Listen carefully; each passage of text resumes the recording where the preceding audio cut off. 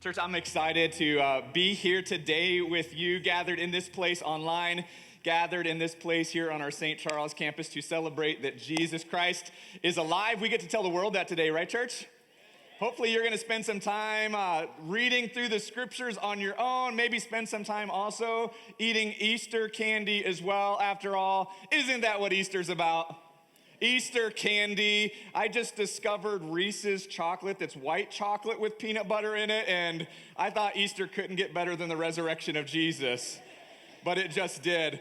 But hey, I want to talk about the resurrection of Jesus, but here's what I'm guessing. I'm guessing most of you know what happened on Easter, right?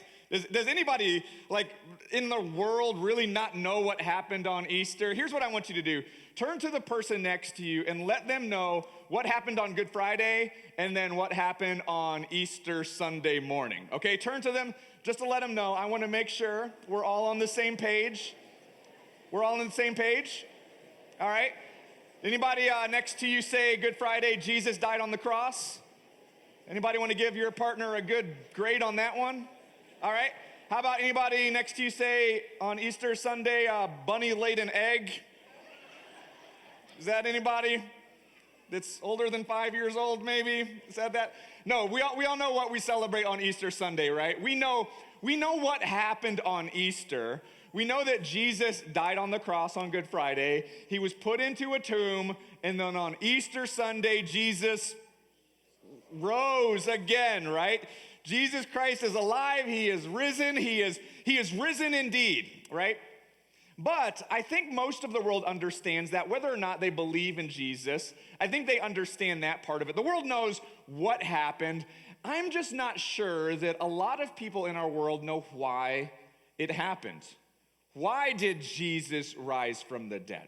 What was the reasoning that that's an important thing to celebrate? I think what a lot of the world believes is that Jesus, he died on the cross, he rose from the dead, and then he gathered his disciples together, and he told them, I have died on a cross. I have risen from the tomb to come here to tell you this. Get your act together or you're going to hell. Have a good life. And then he goes to heaven to be with his Father. There's so much more to the resurrection. There's so much more to the crucifixion than Jesus looking at us and saying, get your act together. Be better. Stop it. I'm tired of having to do things for you. Look, I died for you. If you don't get your act together, then you're going to have to die for yourself. There's so much more to the resurrection. We know what happened. Everybody can say what happened, but I wonder how many of us actually know why it happened. I think the resurrection was more than just this cosmic brag by God about his power. It wasn't just some display of, look what I can do. I can raise a man from the dead. It was more than a divine party trick. We know what happened, but why did it happen? Here's what I want to submit to you today. The resurrection was intended to bring color to a life that's lived in black and white. The resurrection was intended to bring color to a world that only experiences life in black and white. I mean, we all experience life in black and white, right? I mean, not just Christians, but non-Christians as well. Believe it or not, all people can have bright days. I know Christians sometimes think that we're the only ones who can have joy. We have the Lord in our heart, and so only Christians can experience joy. But whether you believe in God or not, whether you believe in the resurrection or not, you can still experience joy. You can experience good days, but then we also live on the other side of the spectrum where all of us experience dark days as well. Any amens on that? Anybody have some dark days this year? Anybody have a dark year this last year? Man, life can be dark sometimes, and all of us have dark days, all of us have bright days, and we bounce between the two. What the resurrection does is it doesn't change that. The resurrection doesn't automatically make all the days bright. What the resurrection does is it adds color to the bright days. And the resurrection also adds color to the dark days as well. And that's why I believe the resurrection matters. And that's what I want to talk about today. What I want to talk about today is 3 ways that the resurrection adds color to otherwise a monochromatic life that we live. And the first one is this. The resurrection adds color to our past mistakes. The resurrection adds color to our past mistakes. Now, if you will give me permission, what I'd like to use instead of the word mistakes is actually the word sin. Can I use that word in today's society? Is that okay? I know saying the word sin is taboo, pointing out sin in the world is taboo, but that's really what Jesus does, is he deals with not just our past mistakes, but our past sin as well. And I know we hate saying it out loud, but I think if we were all to admit it, we would all admit that sin exists in this world. I mean, we would all agree that hatred is sin, yeah? We would all agree that violence is sin, that racism is sin, that abuse is sin, and something needs to be done about it in this world. Like somebody needs to show up and fix the world and remove all this sin from it. Now, if we were to be even more honest, what we would admit is that sin isn't just a problem out there, but sin is a problem in here as well. We don't like to admit that. We especially don't like when people point that out. But I think if we were honest, we would look at our own days and the days that we live in black and white, in this monochromatic life where, yes, some days are good and other days are bad. Some days you go to bed and you're like, man, I was a great dad today. Or I was a great mom today. Or I had the opportunity to stick it to a coworker today. Or stick it to a friend today. And I held back and I didn't do it. Like, I'm really proud of myself. I was a good person today. And then there's other days. And some days, those days are more than others. Where it's like, I was not a good father today. I said some things to my spouse that I wish I hadn't have said, or maybe it's I slipped back into a habit that I had thought that I had overcome. And you lay your head down on your pillow at night, and there's just this regret or this shame or even this embarrassment, this guilt that just like rests on you while you rest on your pillow. What do we do about that? I mean, hopefully someone's going to fix out there, right? Who's going to fix in here? I think that's what the resurrection talks about. And that's one of the central messages of the resurrection, is that the resurrection deals with our past mistakes. In fact, in Romans chapter 4, the Apostle Paul, he writes this talking about the resurrection. He says that Jesus was handed over to die because of our sins. Right off the bat, we need to know that the reason Jesus died was because of our sins, that we have things in our past and sometimes things in our present that need to have Jesus' death cover up. Jesus was handed over to die because of our sins. And the next part of the story is that he was raised to life to make us right with God. Why do we have the resurrection? It's because God wants to make us right with him. The resurrection, it deals with our past mistakes. God can look at you and see the burden and the guilt that's on your shoulders, and he wants to deal with that. He wants to remove it. There's this old fable about this Christian man who had committed some kind of immoral sin in his past, and nobody on earth knew about it except for him and Jesus.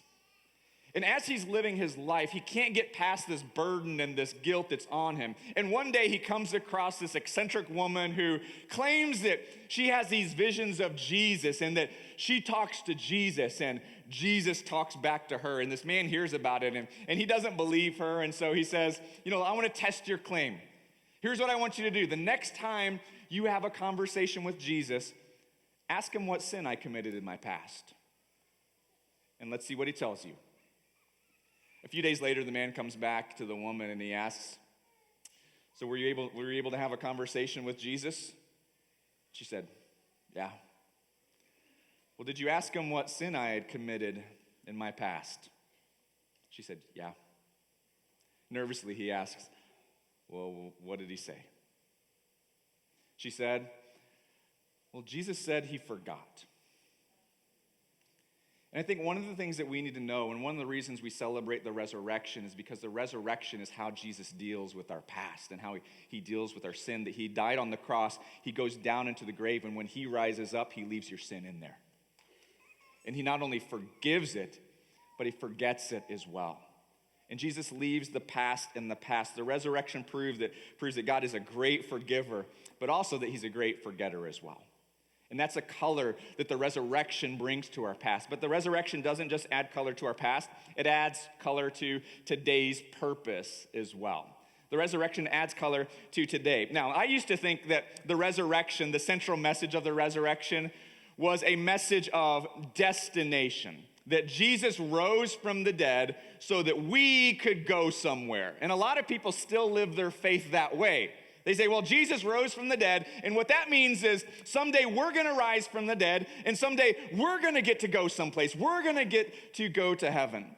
What I know now after actually reading the scriptures and looking at the resurrection and what Jesus says after he rises from the dead is that the central message of the resurrection is not a message of destination, it's a message of mission. That Jesus rises from the dead and then he gives us a mission. That's why at the end of the resurrection, we have this little passage in Matthew chapter 28 that we refer to as the Great Commission, where Jesus gathers his followers together, and he doesn't take them to heaven. He actually gives them a mission for today. In Matthew 28, it says this. It says, Jesus came, this is after the resurrection, Jesus came and told his disciples, I have been given all authority in heaven and on earth, therefore go. So Jesus, he gathers his disciples and he says, I've risen from the dead. Nobody else has done that. I'm not gonna die. Nobody else can claim that. Therefore, I have all authority in heaven and on earth. And here's what I'm gonna do with my authority. Here's what I'm gonna do with my power. I'm gonna tell you to go. Now the question is, where does Jesus tell them to go? A lot of people assume that it's go to heaven. Come on, I know where the train is that gets us to heaven. Let's go get on the train and we're all gonna go to heaven. No. Some people assume that Jesus tells them, therefore, go to your homes and hunker down away from the world because the world's gonna be bad. They're gonna treat you poorly, and I need you to hunker down in your home and wait for me to come back someday to take you to heaven. That's why I rose from the dead. No, Jesus doesn't say in that passage, therefore go to heaven. He doesn't say, therefore go home. What he says is, therefore go into the world. Therefore go back into the world and teach the things that I have taught you. And when you do that, I'm gonna be with you day after day after day to the end of the age. Essentially what Jesus tells his disciples is this: I've risen from the dead, which means this: I'm alive. And it also means this: my mission's not done on this earth. And so what the disciples actually took from the resurrection is not that the very first message that I'm gonna go to heaven someday, which is true, but the very first message that they got was that if Jesus is alive, that means Jesus' ministry must not be done yet. Jesus just spent years teaching. Jesus just spent years healing. Jesus just spent years going into the lost and wounded and painful places of the earth, bringing hope, bringing healing. And if he's alive, that means today we need to go back into those places and bring hope and bring healing. The resurrection doesn't just call Christians away to heaven. The resurrection calls them into the world to care for the lost and wounded in our world. One of my favorite authors, N.T. Wright, he talks about that vocation and that calling that we have on all of us. And he talks about this idea that if you are a believer in the resurrection, if you are a believer in Jesus, it gives you purpose for today. And in fact, it changes the purpose of your vocation. It changes the purpose of your job. You don't have to quit your job and go into the ministry. You don't have to quit your job and become a missionary, but it does give your day-to-day purpose through your job. What N.T. Wright says is, he says that we need Christians to go into the world to work as healing judges and prison staff.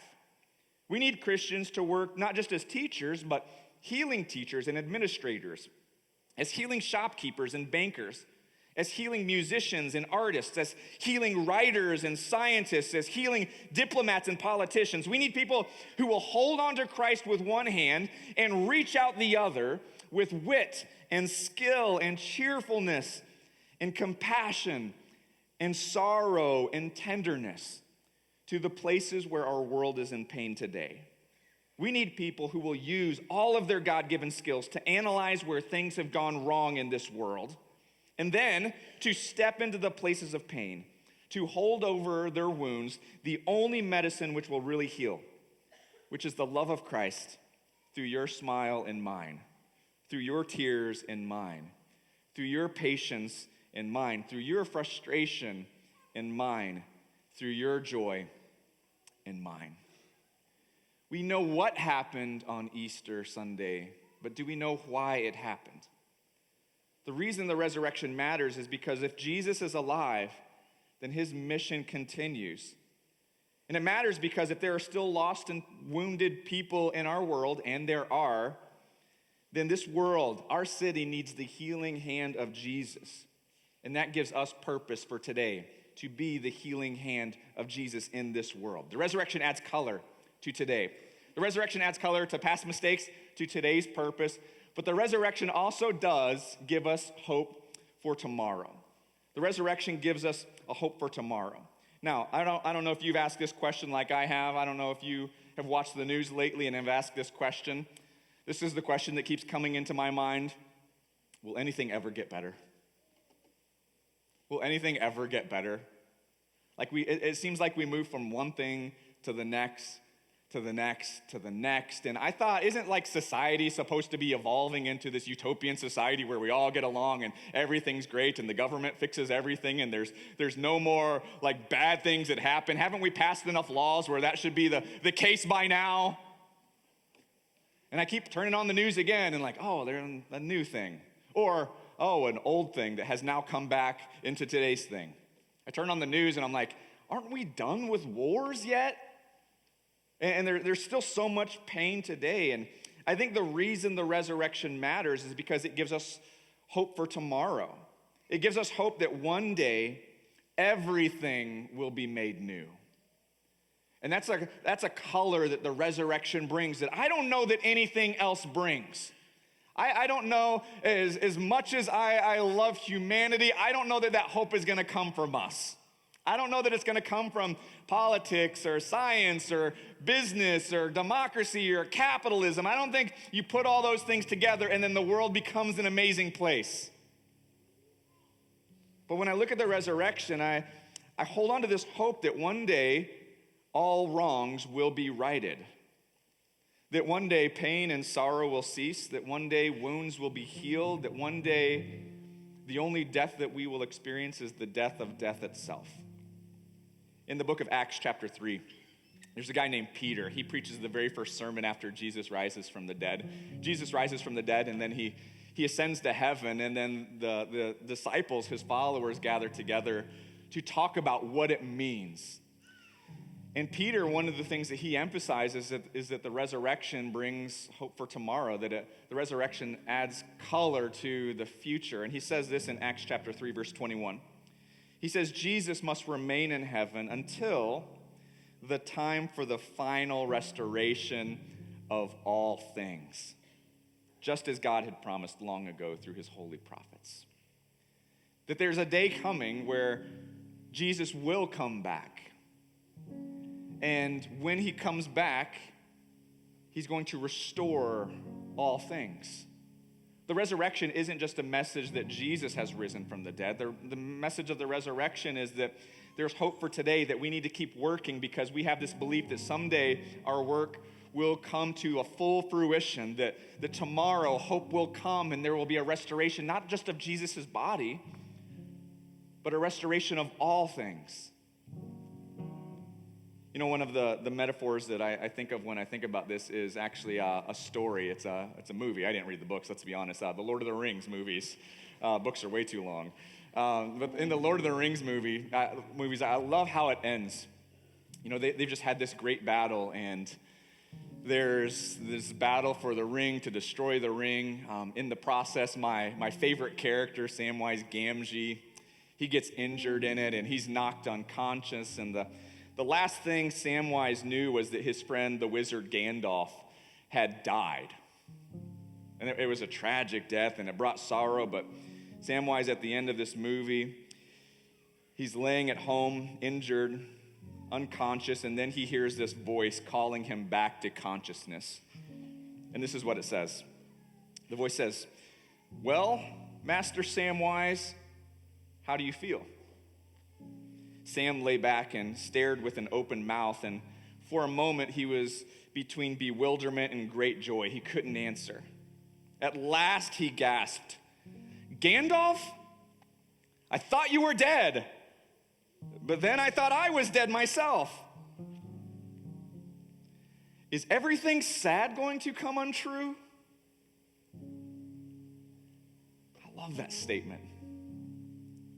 That when he sees his friend Gandalf alive again and he looks around the world, he asks this question in bewilderment: is everything sad going to come untrue? For those who believe in the resurrection of Jesus, the answer to that is a resounding yes. That there's going to come a day when you look across the world and all things have been restored. And everything sad that has happened will come untrue. I'll tell you, the resurrection gives me a hope that a day is coming when darkness will depart from this world. Here's what I believe. I believe that a day is coming when wars will be a thing of the past. I believe a day is coming when the nations will live in peace. I believe a day is coming when babies won't die in the womb. I believe a day is coming when people of color won't die on the streets.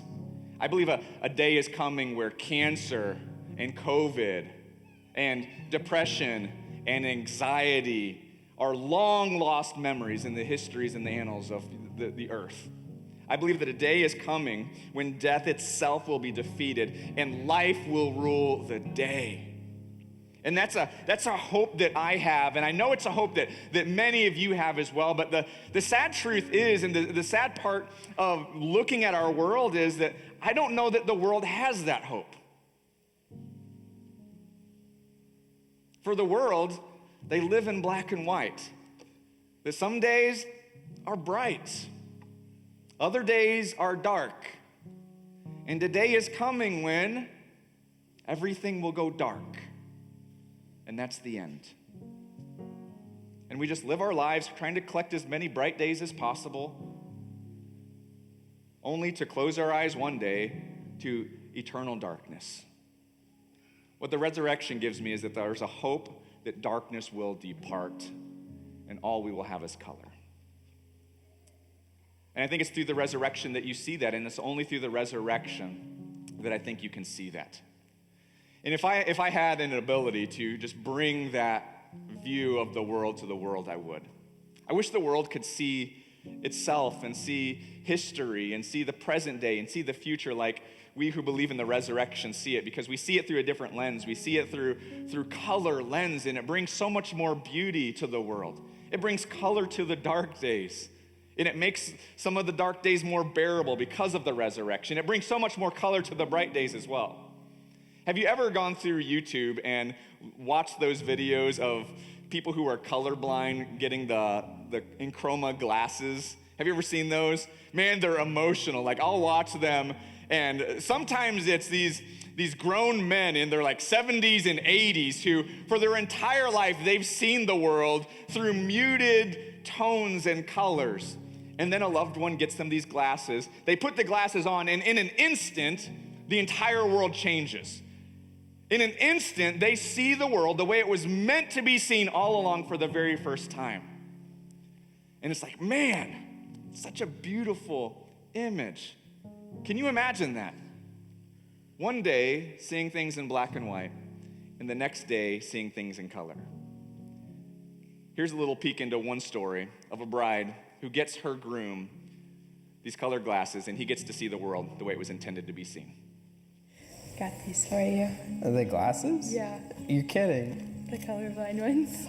Nuh-uh. Yeah. They're so expensive. Put them on. You're kidding. Put them on.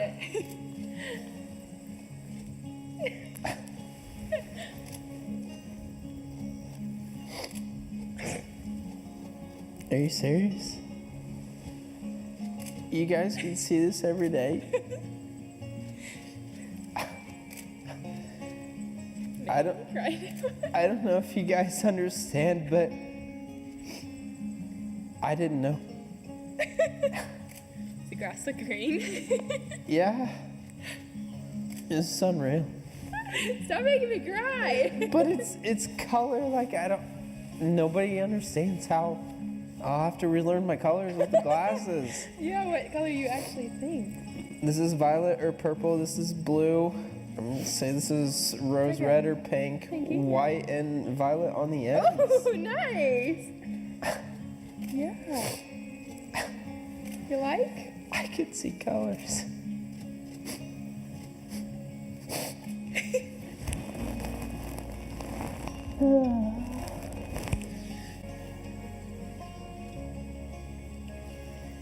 This is what you guys see every day. Yeah. Pretty awesome. My skin's actually dark.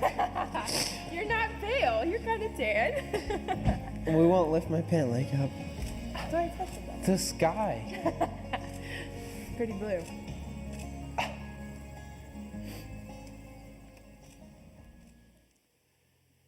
You know, if I had one prayer, it'd be that the world could see itself and see life and history the way that we get to see life and history through the lens of the resurrection, and just get one glimpse of what we get to see and the hope that we have because of the resurrection.